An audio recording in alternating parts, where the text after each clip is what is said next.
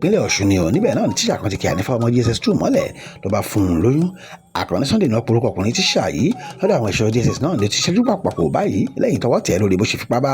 ànífà ọmọ kíláàsì rẹ̀ sùn tí yẹn sì lóyún mọ́ ọ lọ́wọ́. Ní àlàyé tí ànífà Ahmed ọmọleewe Torchlight Primary School Àga Ìdó Ọ̀ṣun ṣe ni pé ẹgẹ́ ni òun jókòó tí Sunday Àkànní tíṣà ọkọ ní kí òun àgbà ìwé ìkẹ́kọ̀ọ́ èdè Faransé nílé ilé tó ti lọ báyìí náà ló ti kí ọmọ yìí mọ́lẹ̀ o ló bá ṣe ìṣekúṣe pẹ̀lú ẹ̀ tí yẹn fi lóyún mọ́ ọ lọ́wọ́. Kò tán síbẹ̀ o òun tá a túbọ̀ ni pé níṣe ni Àkànní ìfẹ́ ṣe orí fún ọmọleewe yìí níbi tí àkàrà tó sì gbogbo hàn nìyẹn o. Ó ní agàfẹ́tọ̀ ọmọnìyàn kan lọ́la owó ló sáìdé sí ọ̀rọ̀ ọ̀hún ni wọ́n bá kí ọ̀daràn tíṣà yìí mọ́lẹ̀ ló bá di wì lọ́dọ̀ àwọn DSS lórí ìkànnì gbajúgbajà akọ̀ròyìn ni rí bẹ́ẹ̀ ní àbàtì ní tẹlifíṣàn lórí fáwọn Yorùbá ti gbé